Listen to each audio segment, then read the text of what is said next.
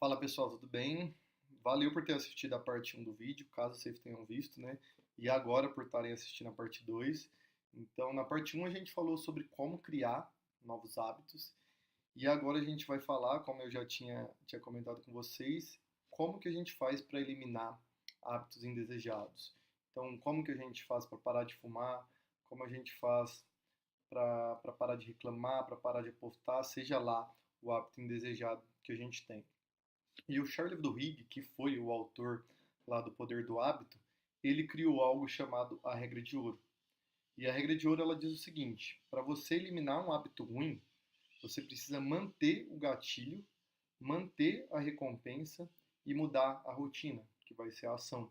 Então vocês lembram do ciclo do hábito, que ele é formado por 3 etapas? A deixa, a rotina e a recompensa? A regra de ouro diz que você deve manter a deixa, manter a rotina e mudar a recompensa. E eu vou explicar para vocês como que funciona isso durante esse vídeo, tudo bem? Vamos lá. Um hábito muito comum, eu inclusive tenho um pouquinho desse hábito, que é o hábito de roer unha. E é engraçado que eu estou gravando esse vídeo sobre como eliminar hábitos, mas eu também roo unha. Mas enfim, vamos lá. Existe um caso muito famoso de uma jovem que ela chamava Mandy, que ela tinha uma obsessão muito forte por roer unha. E assim, o problema dela não era de ficar com as unhas feias, igual as minhas ficam, assim. O problema dela é que ela praticamente não tinha unha mais e que os dedos dela ficavam na carne viva. Então, esse era um problema não só de saúde grave, mas isso impossibilitava ela de fazer várias coisas também, e isso também, como vocês podem imaginar, prejudicava ela muito na vida social. Ela tinha vergonha de ter os dedos na carne viva. É uma coisa que gera um pouquinho de espanto.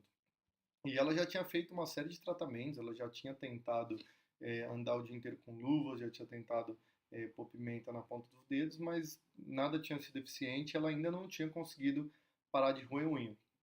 Até que ela resolveu procurar uma psicóloga comportamental, uma psicóloga que era famosa nos Estados Unidos, e essa psicóloga topou começar a tratar a mente, tudo bem?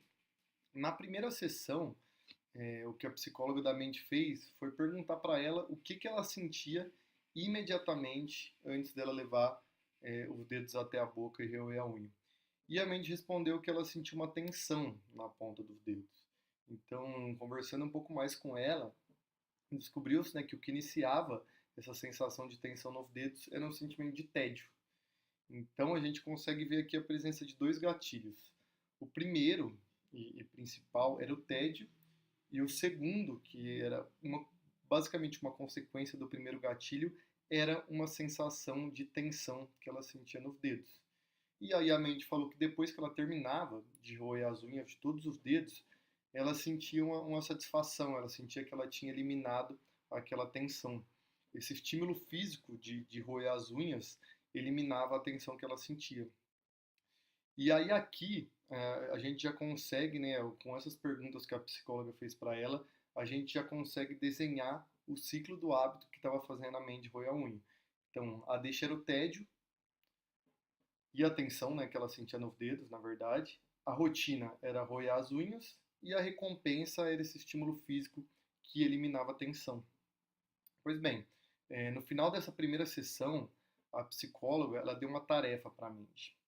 A Mandy deveria carregar um caderninho com ela o tempo todo, e toda vez que ela identificasse esse gatilho, a tensão que ela sentia nos dedos, ela tinha que fazer uma marcação, um tracinho nesse caderninho, independente se ela ia roer a unha ou não. Toda vez a Mandy andava com o caderninho, e toda vez que ela sentia essa tensão nos dedos, ela devia pegar o caderninho e marcar um tracinho.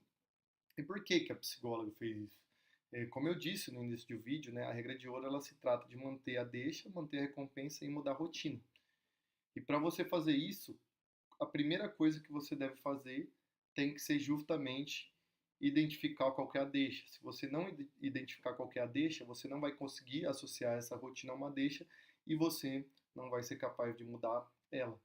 Então, quando a psicóloga pediu para a Mandy anotar um tracinho no caderninho toda vez que ela identificasse a deixa, que ela sentisse a tensão nos dedos, ela basicamente estava fazendo com que a mente passasse a ficar atenta àquilo. A mente começou a ficar consciente de quando ela sentia aquela tensão nos dedos.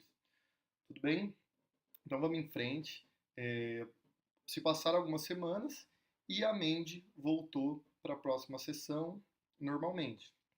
E a próxima tarefa que a psicóloga passou para a Mandy foi que ela continuasse identificando a deixa, tudo bem? Só que toda vez que ela identificasse a deixa, em vez dela roer as unhas, ela tentasse fazer uma outra coisa que estimulasse, que trouxesse um estímulo físico para ela e eliminasse a tensão. E o que ela começou a fazer foi esfregar as mãos na coxa. E aí, a psicóloga pediu que ela fizesse isso, né? Toda vez que sentir esse tédio, sentir a tensão nos dedos, que em vez de roer, ela tentasse passar a mão na coxa. E pediu que a mente continuasse anotando no caderninho. Só que agora ela ia fazer diferente.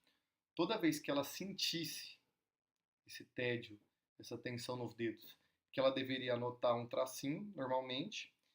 Só que se ela conseguisse, em vez de roer a unha, ela conseguisse esfregar os dedos na coxa, que em vez de marcar um tracinho, ela marcaria uma bolinha. E aí, semana a semana, a mente continuou fazendo isso, continuou voltando às sessões, a psicóloga continuou fazendo o tratamento normal, imagino que ela também tenha aplicado algumas outras técnicas.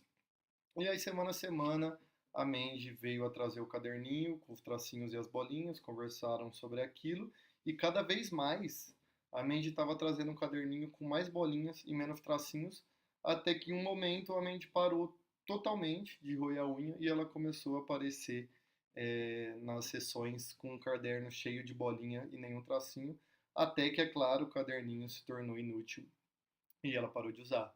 Então, o que aconteceu foi muito complicado, foi duro para a Mandy, mas foi simples, se a gente para analisar, né? Foi basicamente, se vocês lembram do vídeo anterior, a gente comentou sobre a sensação de ardor que colocaram na fórmula da pasta de dente. Eu contei a minha experiência para vocês do X verde que eu comecei a marcar no calendário, que me fez começar a meditar com uma frequência maior.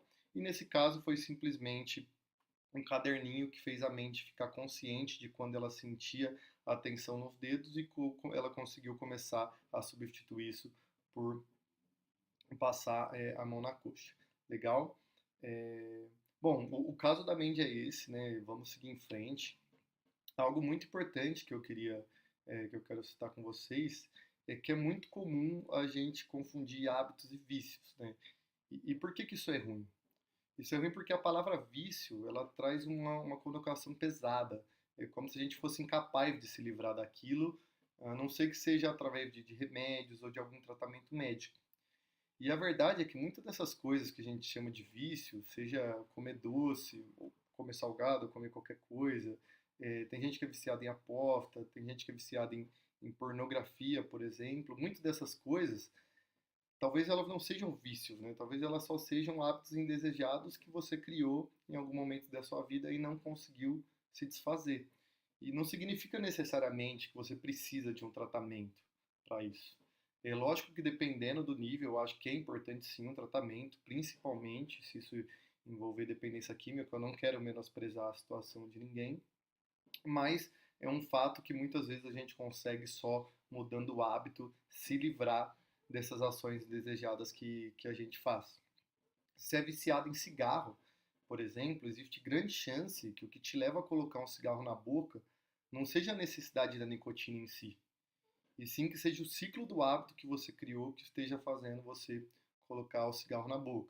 Então, né, existe uma deixa que talvez seja o estresse, talvez seja o tédio, alguma outra deixa, a rotina, que é justamente você levar o cigarro na boca, e a recompensa que talvez seja a recompensa, né, que é aquela fumaça saindo na sua boca, que ela está associada, que você associou ela a uma sensação de alívio, uma sensação de descarrego. E o mais interessante, que é onde eu queria chegar, é que existe um estudo que ele analisou milhares de ex-fumantes e ele chegou à conclusão que a aplicação da regra de ouro, que foi o que eu ensinei para vocês, a aplicação da regra de ouro para mudar o hábito de fumar foi a forma mais eficiente de largar o cigarro. Então, após estudar de analisar uma série de ex-fumantes, milhares de ex-fumantes, eles entenderam, os pesquisadores chegaram à conclusão que a mudança do hábito, que a aplicação da regra de ouro, era a forma mais eficiente, certo? E alguns fumantes, eles substituíram, porque uma coisa que você deve estar se perguntando é, né, pô, Léo, legal, mas que rotina que eu vou mudar, né? O que que eu vou deixar de fumar o cigarro e eu vou fazer o quê? E eles também fizeram algumas pesquisas com ex-fumantes para levantar esse tipo de informação. Então, alguns ex-fumantes substituíram o ato de tragar um cigarro por alguns exercícios rápidos, como, por exemplo, fazer polichinelo. Alguns substituíram por alguns minutos na internet, outros por palavras cruzadas. Alguns deles, esse é interessante, começaram a mandar mensagem para uma pessoa que ele gosta. Então, pô, toda vez que eu sentir muita vontade de fumar um cigarro que eu não estiver conseguindo, eu vou mandar uma mensagem para a pessoa que eu gosto. Isso vai trazer uma sensação, um ar de alívio que eu vou conseguir substituir essa rotina.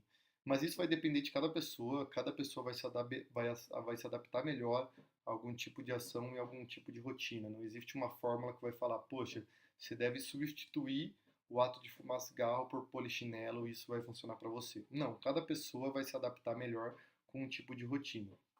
Eu tenho certeza, pô, que isso não é nada simples, senão não existiria tanta gente tentando largar o cigarro no mundo, né?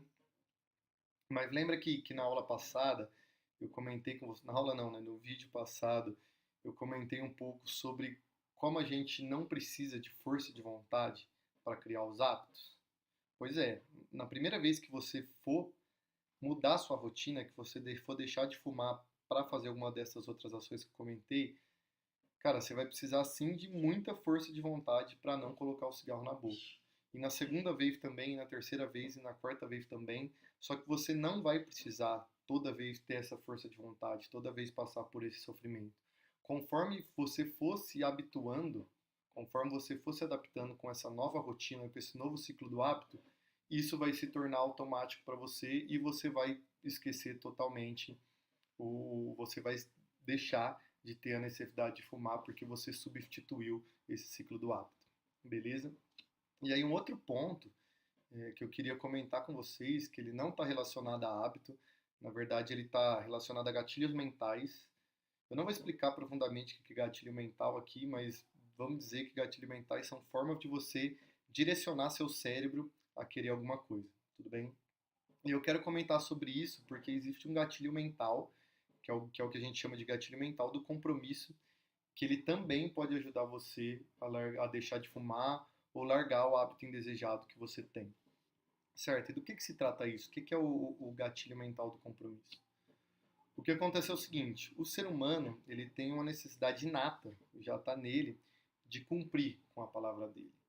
A gente sabe que nem todo mundo faz isso, só que quem não faz isso ele fica mal visto, tem algum incômodo. Por exemplo, sei lá, se eu tô se tem uma festa hoje e eu tô cansado, tô com preguiça de ir porque a semana foi muito longa, eu tive que viajar pelo trabalho, etc. Eu muito provavelmente não vou nessa festa. Só que se lá no começo da semana, quando eu nem sabia que essa semana seria difícil, que eu ia viajar e etc, se lá no começo da semana eu falei para um amigo que eu ia na festa, a chance de eu ir, ela automaticamente aumenta muito porque eu sinto essa necessidade de cumprir com a minha palavra. Então, é lógico que ainda assim eu posso não ir na festa, eu posso arrumar uma desculpa, mas acho que todo mundo concorda que a chance da gente ir na festa, ela aumenta muito. E isso é como funciona o gatilho do compromisso. E nesse caso ele agiu contra você, né? Pô, você não queria ir numa festa, só que você falou para um amigo, aí você acabou indo numa festa que você nem queria, você queria estar em casa assistindo Netflix, foi sofrendo. Beleza. Então, nesse caso, ele agiu contra você, mas como que a gente pode fazer para usar a nosso favor? E uma pesquisadora rodou um estudo, isso eu li em um outro livro. Se eu não me engano, é um livro que chama Ideias que Colam, talvez eu esteja confundindo.